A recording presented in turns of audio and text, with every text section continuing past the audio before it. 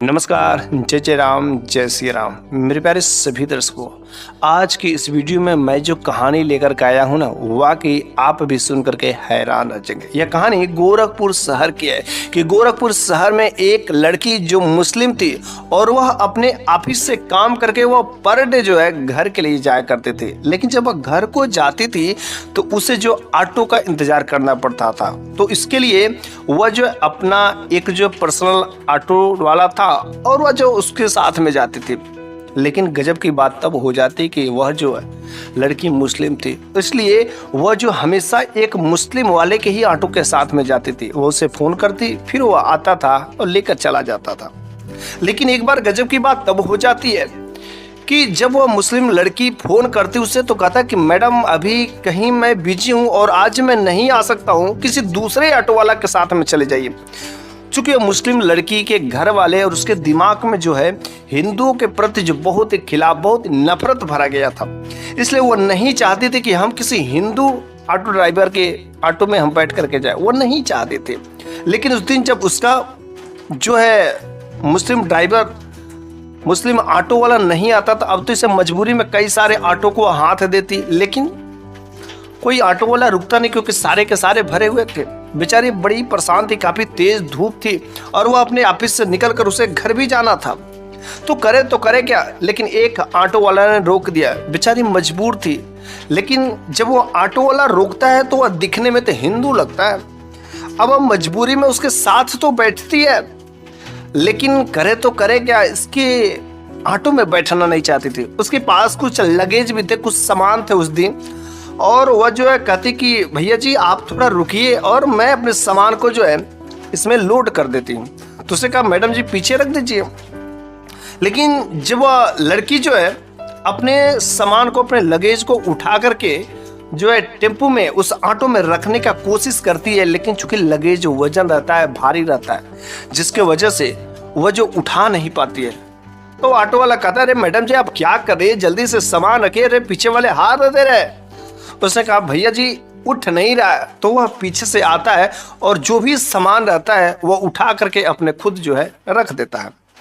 फिर से रखने के बाद जो वह मैडम पूछती है कि आखिर भैया जी जब आप मेरे घर तक इस जगह पर जाना है, फला एड्रेस पर जाना है, सिविल लाइन के इस जगह पर जाना है, तो आप कितना पैसे लेंगे? तो उसने कहा मैडम जी मेरे तो 200 रुपये हुए। तो मन ही मन सोचने लगती कि मेरा जो ड्राइवर था, मैं जिस ड्राइवर के साथ में हमेशा जाती थी, वो मेरे जाति धर्म का है, मेरे मजहब का था, लेकिन वह हमेशा 300 रुपये मेरे से लेता है और यह तो 200 रुपये ले रहा है। ये लग रहा है कि ये अच्छा आदमी है। फिर इसके मन में अच्छे विचार उसके ऊपर थोड़ा बहुत आती है, लेकिन कहती कि नहीं, मैं इसके साथ में इसके बातों में नहीं आने वाली हूँ। और फिर वह मैडम बैठ जाती है और फिर वह चलने लगता है। लेकिन चलते चलते वह जो है ड्राइवर कहता कि मैडम जी अगर बुरा न माने तो मेरे ऑटो में जो है टिप रिकॉर्डर है, कुछ हम कहानी कथा जो सुनते हैं, अगर आपको बुरा न लगे तो हम थोड़ा चालू कर ले, मनोरंजन भी हो जाएगा, रास्ता सब लंबा है तो सफ़र भी हो जाएगा। उसने कहा ठीक है, मेरे को कोई आपत्ति नहीं, आप जो कर लीजिए।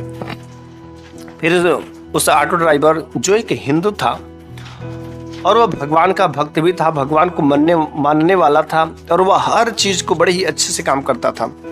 तो उन्होंने एक जो है कहानी लगाई। उस कहानी में बहुत ही सुंदर सी बात थी। उस कहानी में था कि एक बार की बात होती है कि एक साधु बाबा जो बहुत ही जानकार थे, बहुत ही पहुँचे हुए बाबा थे, वह जो एक राजा के दरबार में जाते हैं। राजा के दरबार में जब जाते हैं तो राजा ने उस साधु महात्मा को, उस ऋषि का बहुत ही स्वागत किया, अच्छे से सब कुछ, सेवा संस्कार सब कुछ किया। तो फिर साधु बाबा ने कहा राजन मेरे को एक चीज की जरूरत है, अगर तुम ला देते तो उसके माध्यम से मैं बहुत सारे लोगों की भलाई हो जाती। उसने कहा महाराज जब आप क्या आज्ञा हो और मैं करूँ ना, अगर नहीं करेंगे तो इस मेरे राज्य का अपमान होगा, मेरा अपमान होगा, बोलिए आपको क्या चाहिए? तो उस साधु महात्मा ने कहा कि देखो राजन तुम्हारे पास सब कुछ है, तुम सब कुछ ला सकते हो, लेकिन मेरे को जो है एक पौंड जो है मांस चाहिए, आदमी का, लेकिन मांस चाहिए। उसने कहा कि ठीक है, अगर ऐसी बात है तो मैं कोशिश करता हूँ, लेकिन क्या किसी दूसरी चीज का मांस नहीं चलेगा? उसने कहा नहीं नहीं, मेरे को चाहिए तो आदमी का ही मांस चाहिए। तो फिर उस राजा ने अपने मंत्रियों से कहा कि देखो भाई, तुम्हारे पास 24 घंटे का समय है और 24 घंटे के अंदर मेरे को आदमी का, जिंदा आदमी का जो 1 तोला मांस चाहिए, कि कोई मेरे को कहीं से ढूंढ करके ला। फिर उस मंत्री जो है जा करके अपने पूरे राजमहल में और अपने जो राज्य में वह सबसे जो घर घर जा करके ढूंढने लगते हैं, भाई मेरे को कोई 1 तोला मांस दे दे, 1 तोला मांस दे दे अपना काट करके, क्योंकि राजा साहब का आ गया है। लेकिन जैसे ही कोई बात होती कि 1 तोला मांस अपने शरीर का काट करके देने के लिए कोई तैयार नहीं होता है। फिर थके हारे 24 घंटा हो जाते हैं और सारे के सारे मंत्री राजा के पास आते, कहते कि महाराज किसी ने भी आपकी अनुमति नहीं मानी, किसी ने भी नहीं दिया 1 तोला मांस। तो फिर राजा बड़ा उदास हुआ, लेकिन चूंकि साधु महात्मा ने 24 घंटे का ही समय दिया था, तो साधु महाराज अपने समय पर आ गए राजा के पास। तो राजा से कहा कि मेरे को 1 तोला मांस तुमने देने का वादा किया था, 1 तोला मांस ला करके दे दूं। तो उस राजा ने कहा महाराज कि मेरे राज्य में तो कोई भी 1 तोला मांस नहीं दे सकता। तो उसने कहा क्या तुम नहीं दे सकते? उसने कहा कोई दिया ही नहीं तो मैं कैसे दूं? उसने कहा राजन, क्या तुम इंसान नहीं हो? क्या तुम आदमी नहीं हो? तुम अपने शरीर का 1 तोला मांस नहीं काट सकते? जैसी यह बात जो साधु महाराज कहते हैं ना, वो राजा भी हक्का बक्का रह जाता है। तो साधु महाराज ने बहुत ही अच्छी वहां पर उस राजा को ज्ञान की बातें बताई। उसने कहा राजन देखो, इस समय इस धरती पर जितने भी जो आदमी है ना, सारे के सारे लोग, जो पशु हैं, पक्षी हैं, जो बेजुबान जानवर हैं, बकरे हैं, मुर्गी हैं, इनको जो क्या करते हैं मांस बना करके मार करके खाते हैं। लेकिन सोचो उनके साथ क्या बीतता होगा कि जब 1 पाउंड बस हमने मांस मांगा तो किसी ने भी नहीं दिया, लेकिन सोचो उसके साथ क्या होता होगा। इतना सा ही तुम्हारे शरीर का काटने पर इतना दर्द होगा कि जिसकी वजह से किसी ने ना दिया। और आदमी, ये लोग कितने लोगों का मांस, क्या उन लोगों को दर्द नहीं होता? क्या उन लोगों को ऐसा फील नहीं होता है? क्या उसमें प्राण नहीं है? क्या उसमें जान नहीं है? राजा का दिमाग जो खुल जाता है। और बस उस दिन से वो राजा ने अपने राज्य में घोषणा करा दिया कि आज के बाद मेरे राज्य में कोई भी बेजुबान जानवरों को मार करके खाएगा नहीं, वरना उसको फांसी की सजा दी जाएगी। जैसे उसको मारा जाएगा वैसे उसे भी मारा जाएगा। लेकिन जब ये कहानी जो वो लड़की सुनती है ना, तो उसके दिलों को जो है छू जाती है कहानी, क्योंकि उसके धर्म में हर दिन जो है अगर मुर्गा, बकरा, इन सबों की बलि ना चढ़ाया जाए, इन सबों की जो है मांस नहीं खाया जाए, तो लोग पवित्र नहीं समझते हैं। और वह बात जिसके दिल को छू जाती है और ये बात हकीकत लगती है, क्योंकि उसी समय वह लड़की जो अपने शरीर का एक मांस, एक जगह का मांस जो निकालने के लिए कोशिश करती है, लेकिन उसे इतना तेज दर्द होता है कि वह जो है बिल्कुल उसको सहन नहीं कर सकती। वह सोचती कि सोचो ऐसे ही उन बेजुबान जानवरों के साथ भी किया जाता है जो बिल्कुल गलत है। और ऐसे ही जैसे ही कथा कहानी समाप्त हो जाती है, उस लड़की का घर आ जाता है। उसने कहा भाई साहब आप यहीं पर रुक दीजिए। तो बस सुबह जो है उतर जाती है और कहती कि यही मेरा घर है। तो वह जो अपने मम्मी को कॉल करती है कि मम्मी आ जाओ, हम यहाँ पर आ गए हैं। तो फिर उस मम्मी ने कहा रुको बेटी मैं आती हूँ। मम्मी बेचारी बूढ़ी हो चुकी थी, किसी तरीके से वहाँ पर आती है। तो उसने कहा कि क्यों भाई कहाँ गया? उसने कहा भाई तो अभी कहीं पर गया है और उसे आने में समय लगेंगे। तो वह लड़की जो है कहती कि आखिर ये जो सामान है ये कैसे जाएगा? चूंकि ये सामान वजन है, काफी भारी है, इसको कैसे ऊपर तक जाएगा? दूसरी मंजिल पर ले जाना कैसे जाएगा? क्या यहीं पर रहेगा?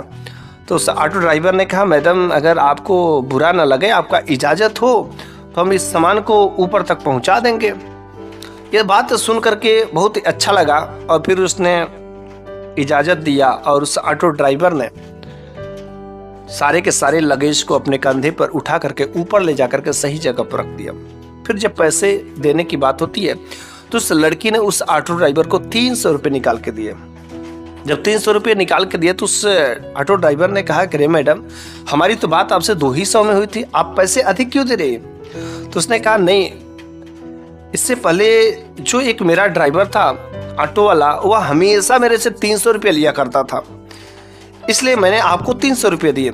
लेकिन इसके बदले आपने जो सामान वहाँ पर भी उठा करके फिर से लूट किया, यहाँ पर भी ऊपर मंजिल तक ले गए। इसके भी अगर आपको अलग से पैसे चाहिए तो मैं देने के लिए तैयार हूँ। बोलिए आपके कितने हुए?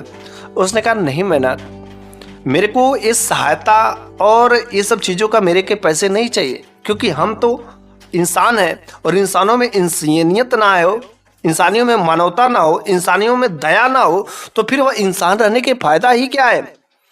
और हम ऐसे इंसान हैं कि हम भगवान पर भरोसा करते हैं और लोगों की सहायता करना मतलब भगवान की सहायता करना। इसलिए यह तो मेरा फर्ज है, मेरा तो कर्म है कि बस अगर कहीं कोई बेसहारा मिलता है तो बस वहां पर मेरा सहारा करना मेरा कर्तव्य है। क्योंकि आपको बेसहारा लगा क्योंकि आपका भाई नहीं है, इसलिए मैंने आपकी सहायता की। मैडम मैं इसके कोई चार्ज नहीं लूंगा, कोई इसके पैसे नहीं लूंगा। लेकिन रह गई बात है आप 300 रुपये दिए, मेरे को 300 रुपये नहीं चाहिए। मेरे को जितना आपसे बात हुई थी, मेरी तो बात आपसे 200 रुपये में हुई थी। तो मैडम मेरे को बिना मेहनत का जितनी बात हुई थी उतने में ही, क्योंकि अगर मैं अधिक पैसे लूंगी तो भगवान मेरा ऊपर से देख रहा है। यहाँ पर तो मैं आपके लेकर के खा लूंगा, ले लूंगा, रख लूंगा, लेकिन कल मेरे को इसके बदला में आपके यहाँ पर नौकर बन के, कुत्ता बन के किसी न किसी तरीके से भरना ही पड़ेगा। इसलिए मैडम मेरी जितनी मजदूरी हुई, मेरा जितना मेहनताना हुआ, बस मेरे को उतना ही चाहिए और अधिक पैसे नहीं चाहिए। फिर उस लड़की के दिल में, जो मुस्लिम लड़की थी, उसके घर परिवार में जो हिंदुओं के प्रति इतना जो उसमें खोट भरा था, इतना जो दुर्व्यवहार भरा था, वह जो उन सारों को सारा धीरे धीरे काटना शुरू कर देती। कोई भी अगर हिंदू के प्रति जो खिलाफ बोलता तो उससे लड़ जाती थी, क्योंकि उसके घर में ऐसी अनेक प्रकार की गंदी गंदी बातें किया जाती थी, एक भड़काने की बात किया जाती थी। हर जगह जो वहीं पर वह मस्जिद में जाती, वहाँ पर भी यही सब जो है बातें की जाती है, लेकिन वह हर जगह उन बातों को काट करती थी, क्योंकि उसने ऐसा देखा ही नहीं था जैसा सिखाया जाता है। उनके खिलाफ जो भड़काया जाता है ऐसा बिल्कुल ही नहीं, क्योंकि भगवान का जो सच्चे भक्त होता है ना, वास्तव में वह किसी भी तरीके से कोई ऐसा गलत काम करते नहीं। और वो ऑटो ड्राइवर ठीक ऐसा ही विचार का था, और हमें भी वैसा ही विचार का होना चाहिए, ताकि कभी भी कि बेसहारा लगता है तो हमें उनकी सहारा देना चाहिए, ना कि उसकी मजबूरी का फ़ायदा उठा करके ऐसे गलत काम करना चाहिए। क्योंकि हमारे इस समाज में बहुत सारे ऐसे हिंदू हो या मुस्लिम हो, कुछ ऐसे आवारा लड़के घूमते रहते हैं। अगर कोई लड़की, कोई बेसहारा लड़की अगर रास्ते में कहीं मिले तो बस उसे छेड़ना, घूरना, तंग करना शुरू कर देते हैं। कभी कभी तो आपने पेपर में पढ़ा भी होगा कि मौका, नजायज मौका का फ़ायदा उठा करके उसके साथ रेप तक कर देते हैं। इसलिए मेरे प्यारे सभी भाइयों, चाहे आप हिंदू हो, आप या मुस्लिम हो, आप इस वीडियो को अधिक से अधिक लोगों तक पहुंचाइएगा, शेयर करिएगा, ताकि ऐसे ज्ञान की बातें जो हमेशा अच्छे अच्छे खासे लोगों के पास चलते रहे और सभी लोगों ऐसे धीरे धीरे सुधरते, ताकि हमारा देश भी एक दिन सुधर जाएगा और हमारे देश में किसी भी प्रकार की कोई हिंदू और मुस्लिम का जो झगड़ा है, जो हिंदू और मुस्लिम का भेदभाव है, बिल्कुल ये खत्म हो जाएगा। तो बस मैं आपसे उम्मीद करता हूं कि आपको मेरी यह बातें, मेरे द्वारा यह कही गई कहानी आपको बहुत ही अच्छी लगी होगी। तो कमेंट बॉक्स में आप रिप्लाई जरूर दीजिएगा। मैं आपके लिए फिर से अगले वीडियो में कुछ ऐसी ही नई शानदार ज्ञानवर्धक, कुछ ऐसी ही जबरदस्त कहानियां लेकर के हाजिर हूँगा। तब तक के लिए धन्यवाद।